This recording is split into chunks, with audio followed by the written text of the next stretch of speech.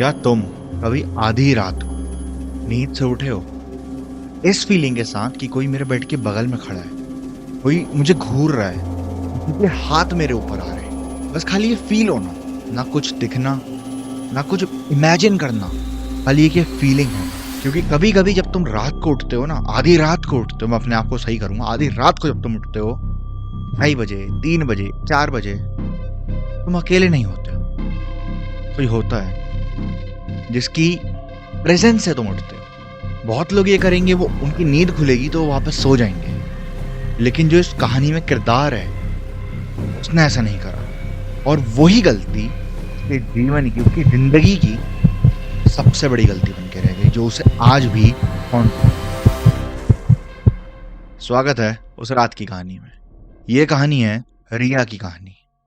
रिया एक अच्छी, सुंदर, सुशील लड़की थी जो एक कंपनी में जॉब करती थी। एक शहर में कंपनी में जॉब करती थी। अभी वो अपने होम टाउन आई होती है, अपने घर आई होती है, यहाँ उसके मम्मी पापा, उसकी पूरी फैमिली रहती है।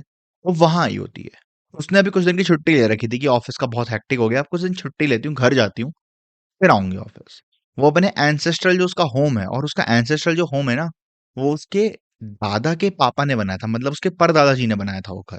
और उस घर में उसके परदादा जी की, उसके दादाजी की, परदादी, दादी, एक अंकल, सबकी डेथ हुई होती है। और ये ऐसी चीजें हैं जो किसी ने जनरली ऐसे आपको कोई बताएगा नहीं, फैमिली मेंबर, कि यहाँ पे डेथ हुई है, इनकी इतनी डेथ हुई है। वो नॉर्मल है कि भी कॉन्वर्जेशन में कभी वो बात आ गई तो आ गई, और तुरंत टॉपिक बदल दिया जाता है ऐसी बात में। हमने भी नोटिस करा है कि हमारे घरों में अगर कभी कोई ऐसी बात होती है तो तुरंत उस टॉपिक को बदल दिया जाता है। रिया के साथ भी सेम होता था। कोई बात करता था, तुरंत उस टॉपिक को चेंज कर देता था। एक दिन इनके एक रिलेटिव के यहाँ कोई फंक्शन होता है, जहाँ इसके पापा, मम्मी, इसका भाई सब जाते हैं, लेकिन रिया नहीं जाती।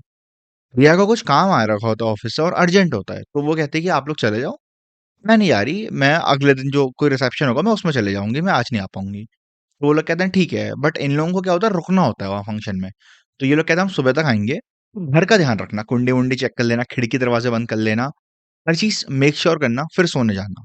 और हो सके तो एक काम करना, हमारे कमरे की लाइट भी खोल देना, कि अगर कोई देखे तो उसे लगे कि हाँ कोई है, कोई चोर वोर ना घुसे ऐसे घर में। तो वो कहती है हाँ मम्मा, बड़ी हो गई हूँ मैं, अब कोई टेंशन मत लो, अब मैं देख लूंगी सब।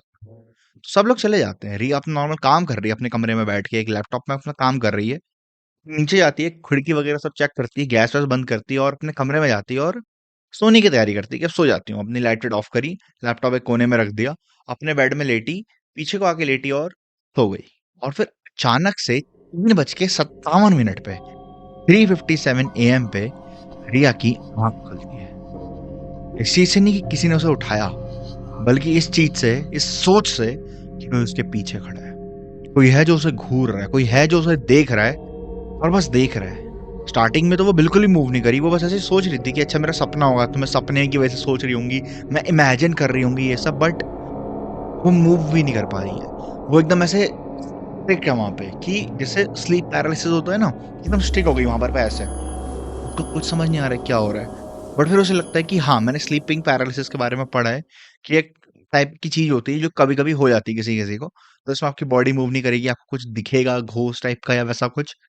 तो वो भी ऐसी नॉर्मल ऐसे स्टिक है, उसके हाथ एकदम ऐसे बेड पे हैं, एक हाथ उसका ऐसे चेस्ट होता है, ऐसे इधर को सो रही होती है वो ऐसे बस ऐसे है, और आईज उसकी मूव कर रही हैं खाली बस, और कुछ मूव नहीं हो पा रही है वो।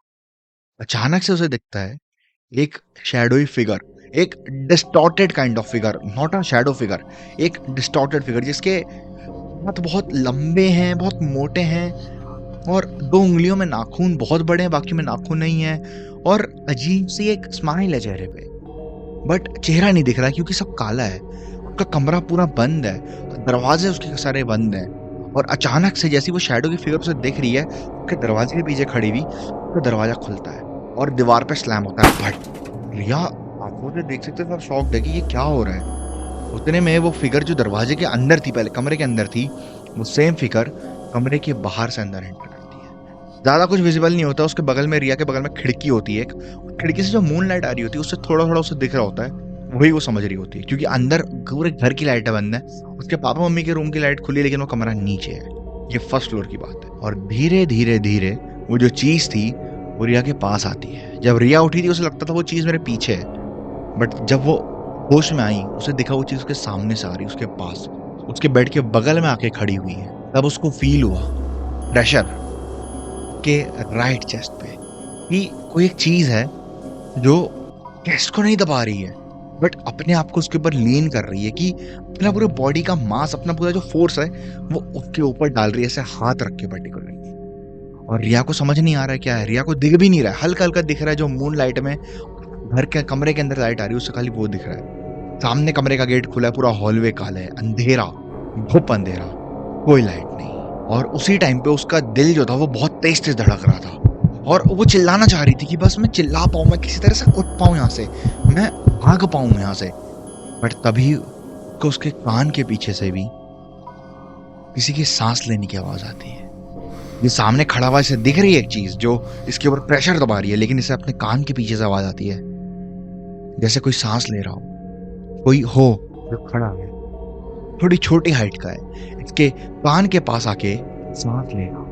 और ऐसा फील हो रहा था जो उसके पीछे खड़ा है वो आदमी दबा रहा था, उसके हाथ पे हाथ रख के और तेज दबा रहा है, कि न जाने क्या करना चाह रहा है, कि एकदम प्रेशर डाल रहा है और हार्डर पुश कर रहा है। नहीं समझ आ रहा है कि क्या है।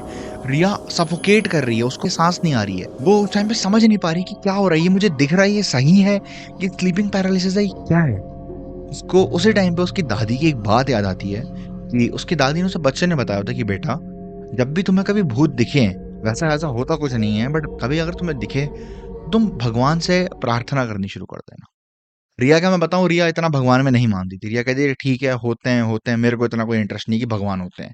वो एक एथिस्ट टाइप की लड़की थी कि उसे इतना नहीं मानना था।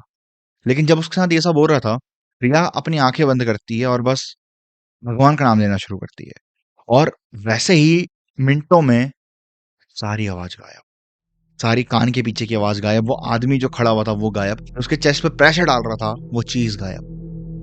रिया हिल पा रही है, रिया ने ऐसे अपना हाथ हिला के देखा, उसका हाथ हिला, रिया तुरंत उठी बिस्तर से। रिया ने घर का कोना कोना चेक करा पहले, कि उठी, उसने अपना दरवाजा उसका खुला हुआ है, वो दरवाजे से बाहर निकली, पूरे घर की लाइटें खोली, उसने एक एक कोना देखा, किचन देखा, पापा लोगों का कमरा देखा, बिस्तर के नीचे देखा, अलमारी देखी, वॉशरूम देखा, हर एक चीज देखी, उसे कोई नहीं दिखा। और फिर वो उसने कहा कि यार हो सकता है एक सपना रहा हो, एक गंदा सपना रहा हो। वो लाइट ऑन करके सो गई, छोड़ो सपना होगा, बट उसे नींद नहीं आ रही थी, वो लेटी रही बेचारी, लेकिन उसे नींद नहीं आई। फिर वो थोड़ी देर कोई मूवी देखने लगी, कुछ करने लग गई वो लैपटॉप में, वो सब करते करते सुबह हो गई। उसके घर वाले आते हैं, उसके पापा आते हैं, उसके मम्मी आती है, उसका भाई आता है, वो तुरंत घर से भाग के जाती है बाहर, और मम्मी के गले लग जाती है। मम्मी कहती क्या हो गया, मुझे सोने दे, मेरे को डिस्टर्ब मत करा, पूरी रात उठ के आई हूँ, मैं थक चुकी हूँ। तो रिया कहती है कि "माँ, मेरे साथ कल बहुत गलत हुआ"। उसकी मम्मी कहती क्या हुआ। रिया उन्हें सारी चीज बताती है, मैंने ये देखा, मेरे को ऐसा फील हो रहा था, कोई मेरे को चेस्ट पे ऐसे दबा रहा है, मेरे को पीछे से किसी के सांस लेने की आवाज आ रही थी, मेरे को ऐसा फील हो रहा था। उसकी मम्मी कहती है अरे तेरा मन का वहम होगा, तेरा सपना होगा, नहीं हुआ होगा ऐसा। कहती मम्मा आपकी कसम ये सच में हुआ है। तो उसकी मम्मी को अचानक से कोई चीज याद आती है, उसकी मम्मी 2 मिनट के लिए एकदम ऐसे ब्लैंक फेस खड़ी होती है, और रिया से पूछती है बेटा तू कौन से कमरे में सोई थी ये बता। रिया खिड़की की तरफ पॉइंट करती, मम्मा ऊपर वाला कमरा। उसकी मम्मी को तुरंत याद आता है कि वो एग्जैक्टली वही कमरा है जहाँ रिया के ग्रेट ग्रैंडफादर, उसके परदादाजी की परदादी, उसके दादा की डेथ हुई होती है, वो एग्जैक्ट सेम कमरा है। और उसकी मम्मी को एक शॉकिंग चीज और याद आती है कि जो उसके परदादा थे और जो उसके दादाजी थे, उन्होंने भी एक चीज का मेंशन करा था हमेशा, कि जब भी हम सोते हैं आधी रात के बाद ऐसा लगता है कोई हमें देख रहा है, कोई हमारे कान के पास सांस ले रहा है, धीरे धीरे, कुछ हार्म नहीं कर रहा है, बस वो वहां पे है। रिया की मम्मी कहती है बेटा शांत हो जा, कुछ नहीं होता ऐसा। वो तो रिया का मन बहकाना चाह रही थी, कुछ नहीं होता। रिया की मम्मी उसके पापा को बताती है कि देखो ऐसा ऐसा बताया है आपकी बेटी ने, क्या करा जाए, क्या हुआ होगा। पापा कहते हैं कोई दिक्कत नहीं है, ये चीजें मेरे पापा ने भी मुझे बताई थी, होती हैं। एक काम करते हैं, रिया को अपने साथ ही सुला लेते हैं आज, अब वो भी थकी हुई बेचारी, वो भी सो ही नहीं पाई है, 2 दिन में उसे वापस जाना ही है। उस कमरे को लॉक ही रहने देंगे, हम तो यूज करते नहीं उसे, लॉक ही रहने देंगे, हम नहीं खोलेंगे उसे। सेम वही करते हैं वो लोग। रिया सोती है, रिया घबरा के सोती है, बट रिया को इवेंचुअली अब काम डाउन हो गया, तो उसे लगता है कि हाँ मेरा सपना रहा होगा। उसके पापा मम्मी ने उसको बोल दिया था कि सपना रहा होगा तेरा, देख सुबह हो गई है, होता तो अभी भी होता तेरे को कुछ वहाँ, कुछ नहीं होता। रिया उस कमरे को बंदी कर देती है, उससे अपना सामान लेके पापा मम्मी के रूम में रखती है और उन्हीं के साथ सो जाती है। फिर ये लोग अपने फंक्शन वंक्शन जाते हैं, रेगुलर काम करते हैं। रिया अपने होम टाउन से वापस अपने शहर आ जाती है, जहाँ पे वो रह रही होती है, जहाँ पे वो जॉब कर रही होती है। रिया वहाँ आती है, रिया जॉब पे जाती है, रिया सबको बताती है ऑफिस में खुशी-खुशी कि यार पता है मेरे को ऐसा सपना आया जिसमें ऐसा-ऐसा हुआ मेरे साथ। ये कोई एक्टिवली सुन भी रहा था कि भाई ये क्या हुआ तेरे साथ? ये क्या था? और हर कोई इसके ऊपर कह रहा भाई क्रेज़ी था भाई ये बहुत क्रेज़ी था। बट कहानियाँ खत्म नहीं होती है। जो चीज़ इन लोगों को क्रेज़ी लग रही थी वो रिया के साथ आ चुकी थी।